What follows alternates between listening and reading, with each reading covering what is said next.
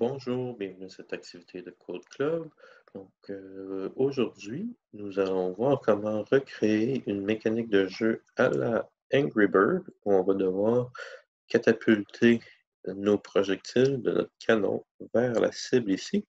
Et pour ce faire, on va voir certaines notions de physique et certaines notions aussi de trigonométrie, c'est-à-dire les mathématiques des triangles. Pourquoi les triangles? Ben, on va voir que dans le fond, la façon de résoudre ce problème-là, ça va être de déterminer la direction dans laquelle on va tirer. Et actuellement, si j'appuie sur espace, vous allez trouver le projet de départ dans le lien euh, de la description. Donc, si j'appuie sur espace, ça crée un perroquet. Comme ça. Maintenant, quel code je pourrais donner à mon perroquet pour qu'il se déplace de manière parabolique vers ma cible? Donc, la première chose qu'on va devoir déterminer, c'est la direction dans laquelle il va en termes de vecteur. C'est-à-dire, pour chaque déplacement de mon perroquet, combien il faut que je le déplace sur les X, combien il faut que je le déplace sur les Y. Si je tire complètement par en haut, donc 100% sur les Y, je vais envoyer toute la force. Par exemple, si j'envoie une force de 1, donc il va se déplacer de 1 sur les Y et de 0 sur les X. Si je tire complètement vers la droite, donc complètement sur les X, il va se déplacer de 1 sur les X et de 0 sur les Y. Mais si je suis entre les deux, comment je vais faire pour savoir quel pourcentage de ma force je vais devoir mettre sur les Y et sur les X? Donc, heureusement, c'est là que la trigonométrie vient à notre rescousse avec euh, les fonctions sinus et cosinus. Bonjour, bienvenue à cette activité du Code Club. Donc aujourd'hui, on va programmer un jeu, une mécanique de jeu à la Angry Bird où je vais devoir tirer de mon canon un projectile. Donc actuellement, quand j'appuie sur espace, ça crée mon projectile. Et je vais devoir programmer mon projectile pour qu'il puisse atteindre la cible en simulant la physique de la gravité et puis de la vélocité, donc la vitesse de mon projectile, de mon oiseau. Pour faire ça, on va utiliser, comme je viens de le dire, une simulation de la physique. Donc, on va avoir des notions comme les forces, les gravités. Puis, on va aussi utiliser de la trigonométrie pour déterminer la direction dans laquelle on va devoir appliquer la force. Parce que là, on ne peut pas juste dire à notre oiseau d'avancer. On veut vraiment simuler euh, sa position selon un système de physique. Euh, le canon va appliquer une force dans la direction qu'elle pointe au projectile, et puis la gravité va appliquer une autre force qui va faire que le projectile descend, et ça va créer une parabole pour atteindre la cible sans toucher notre building. Et pourquoi on utilise la trigonométrie, c'est-à-dire la mathématique des triangles? C'est parce que, dans le fond, notre vecteur, c'est-à-dire la ligne, qui est la direction dans laquelle je vais appliquer ma force. Donc, le vecteur de ma force, imaginons pour un instant que c'est un vecteur d'une longueur de 1. Je sais que là, dans mon graphique à l'échelle, ça dit une échelle de 100, mais pour les besoins de la cause, on va vouloir que ce cercle soit là, un cercle, un unit center circle, donc un cercle unitaire, je crois en français. Donc, un cercle de rayon de 1. Et puis ce vecteur-là va former avec l'axe des Y et l'axe des X des triangles. Donc si on regarde la ligne orange et la ligne verte, avec ma ligne rouge et euh, l'axe des Y et l'axe des X forment deux triangles. Et puis la longueur de ma ligne orange et de ma ligne verte, donc l'orange correspond à la longueur du X sur mon vecteur et le vert correspond à la hauteur, la longueur du Y sur mon vecteur. Donc, si j'avais un moyen de connaître la longueur de ces deux lignes-là, j'aurais le vecteur, c'est-à-dire le système de coordonnées qui qui représente la force et la direction dans laquelle je vais appliquer cette force-là. Une force de 1. On se souvient parce que c'est un vecteur de 1, même si ça dit ça. Donc, heureusement, il y a des formules mathématiques qui nous permettent de résoudre ce problème-là en trigonométrie, c'est parce qu'on travaille avec les triangles. C'est la fonction sinus et cosinus. Donc, on voit ici que la ligne verte qui représente mes y devrait être 1 et ma ligne orange 0. Et ici, ça devrait être l'inverse. Moins 1 et 0, moins 1 et 0. Donc, on voit que c'est directement en relation un avec l'autre. Donc, si on regarde les valeurs de mon sinus et cosinus et les valeurs de ma direction, donc de mon angle. Et là, je tiens à souligner que l'angle qu'on a ici, c'est l'angle à partir de l'axe Y. Donc, si on regarde ici, c'est 0. Et là, tranquillement, on augmente jusqu'à 90. Normalement, quand on travaille en mathématiques, si vous voyez ça à l'école ou vous travaillez avec ça plus tard, normalement, on va avoir l'inverse. Donc, l'angle 90 dans Scratch serait représenté avec l'angle 0 et l'angle 0 dans Scratch serait représenté avec l'angle 90. Donc, ça va avoir pour effet d'inverser l'utilisation de sinus-cosinus, parce que, comme on voit actuellement, quand mon x, mon vecteur est de 1, 0, c'est le sinus qui est 1 et le cosinus qui est 0, alors que, parce que mon angle est 90. Normalement, l'angle de 90 dans un graphique normal serait ici. Et on voit qu'ici, c'est notre sinus qui est 0 et notre cosinus qui est 1. Donc, encore le fait que c'est inversé par rapport à ce que vous voyez normalement en mathématiques, ça s'utilise exactement de la même façon. Donc, le sinus et le cosinus nous donnent le rapport entre, c'est-à-dire les proportions entre l'angle et le côté de mon triangle. Donc, l'angle du vecteur entre l'axe des x et l'axe des y.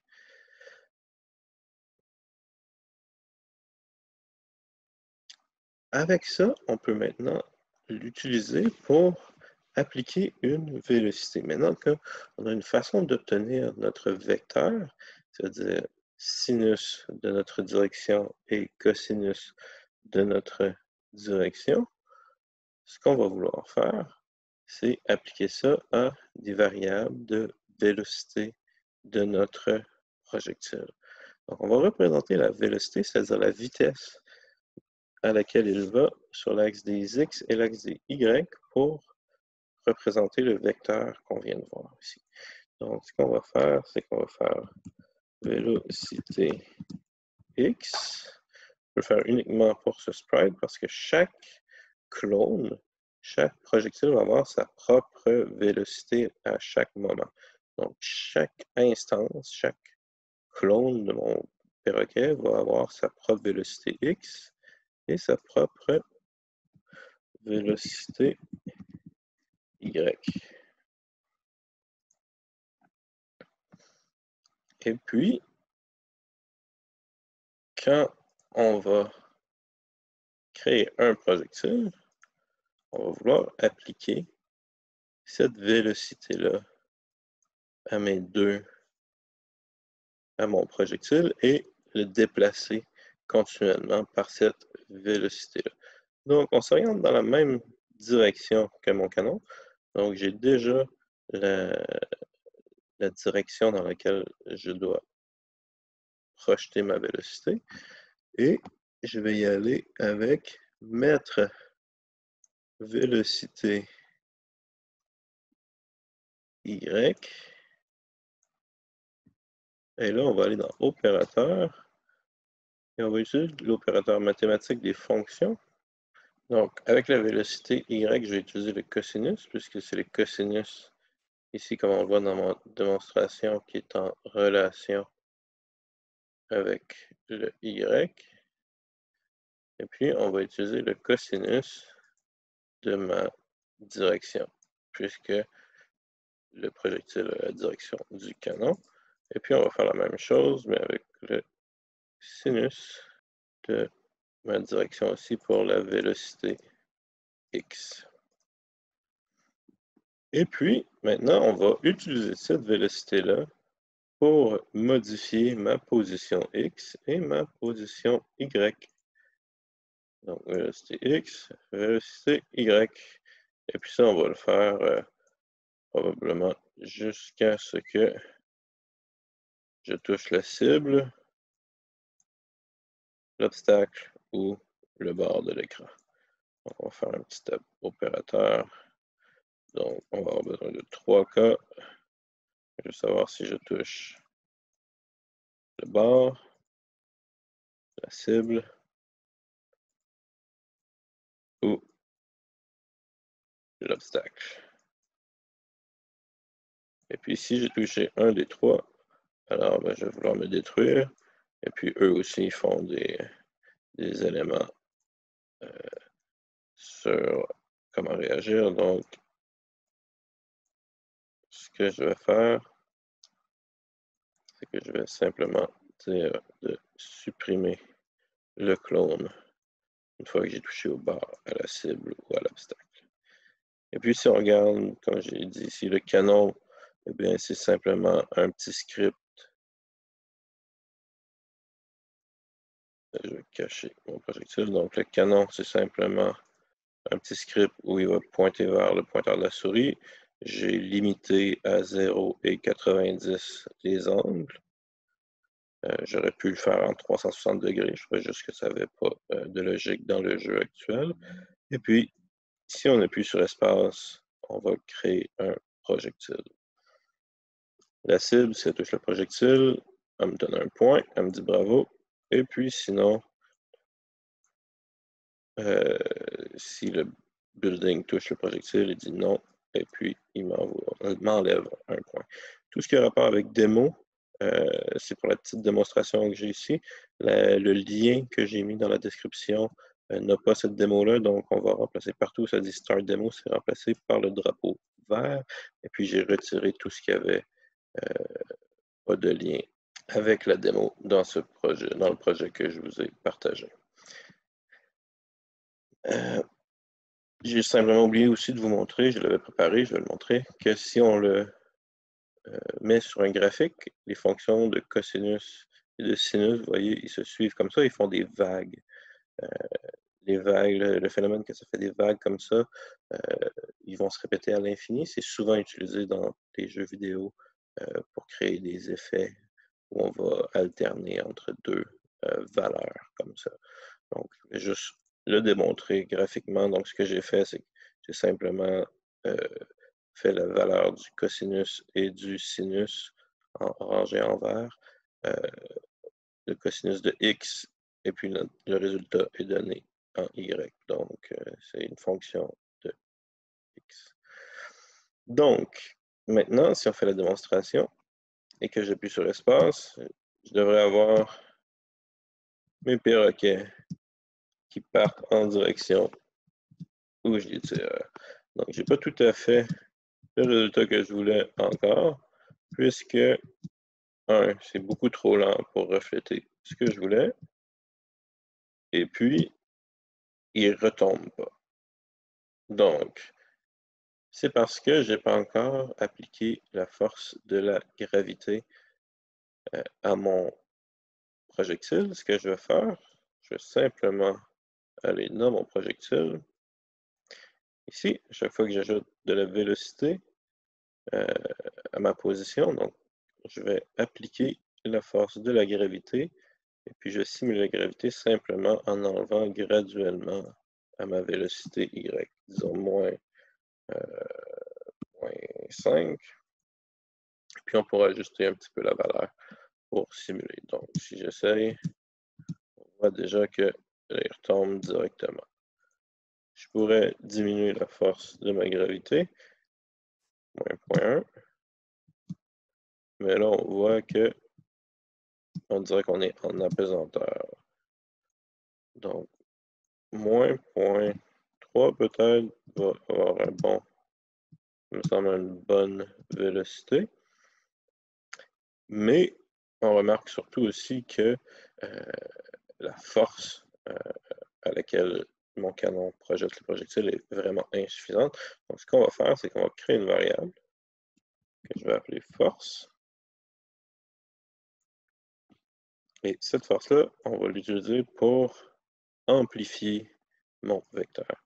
Donc, si on regarde encore une fois la démo,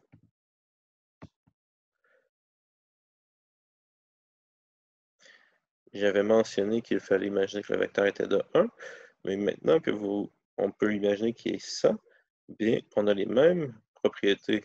C'est juste qu'on va avoir à multiplier par 100 aussi le vecteur qu'on avait. Donc, au lieu d'être ici, pour un vecteur de 1, on va simplement multiplier le x et le y par la longueur du vecteur, donc par la force, la magnitude du vecteur qu'on veut avoir.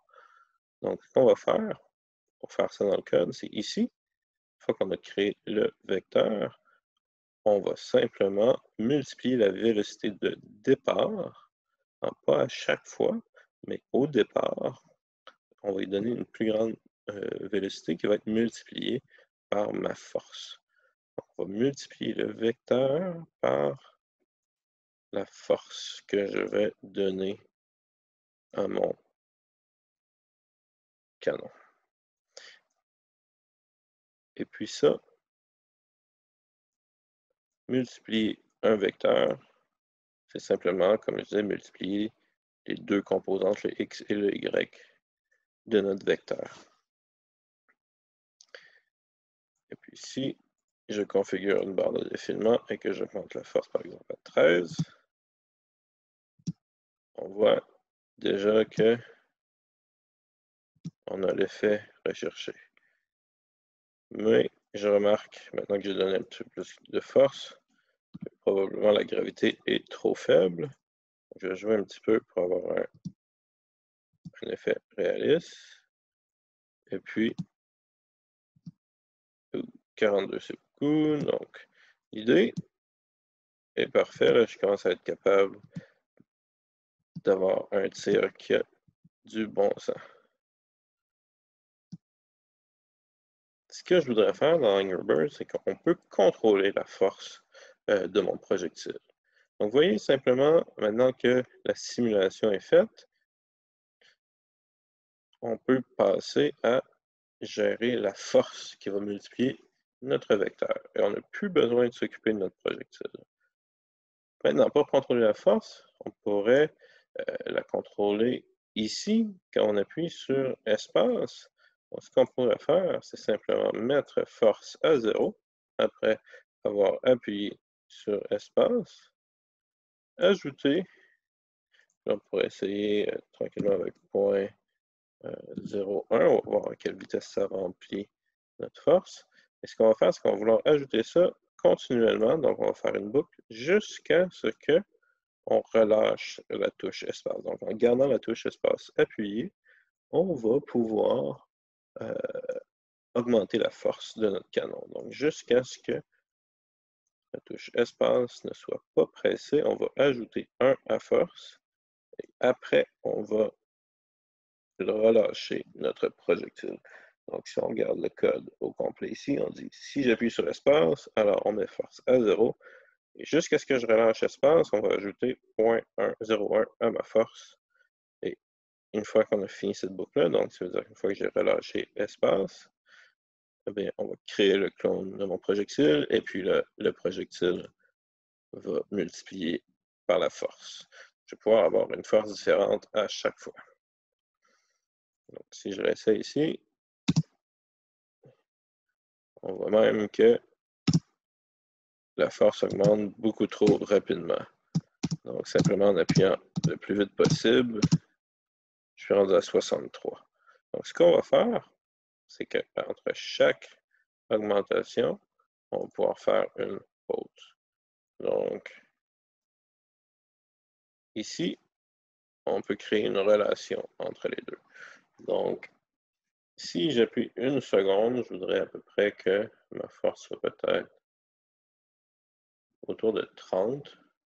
Je trouve que c'est peut-être une bonne. Donc, ce que je pourrais faire, c'est attendre 0.01. Et puis, à chaque fois que j'attends 0.01, je vais vouloir attendre 30 fois plus. Donc, je vais attendre 0.3. Et puis là, si j'appuie ici, on voit que la relation n'est pas tout à fait exacte en termes de temps et de force, parce que probablement que ça prend un petit peu plus de temps l'attente que ce que ça attend vraiment, puisqu'on fait une vérification ici, puis qu'on change une variable. Donc, ce que je pourrais faire, c'est simplement le faire un peu plus gros, c'est-à-dire peut-être 3 forces pour chaque 0.1 seconde.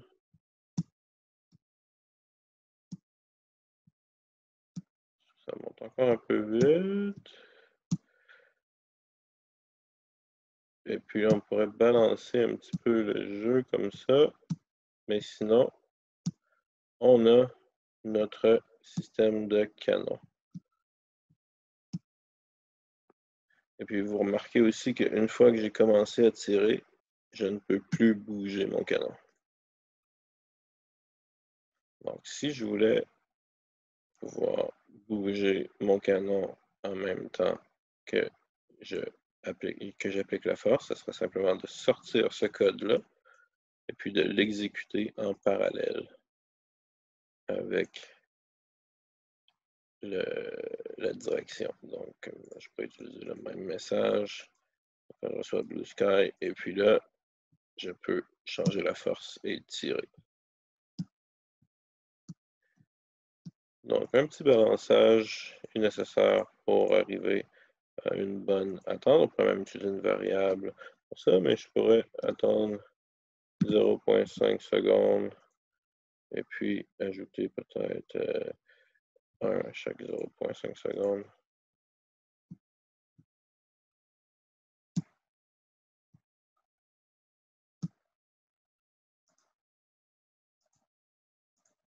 Et 0.2 peut-être. Ouais, ça commence à avoir du bon sens. Donc, rendu là, c'est simplement de créer une bonne balance. Et quand on a terminé, on peut simplement cacher la force. Et on va aller cacher la vélocité et les points. Et puis, on va avoir terminé notre jeu d'Angry Bird. Merci d'avoir suivi. N'hésitez pas à regarder les autres vidéos, abonnez-vous, suivez-nous sur Facebook, Instagram, et puis on a des activités toute la semaine. Merci et au revoir.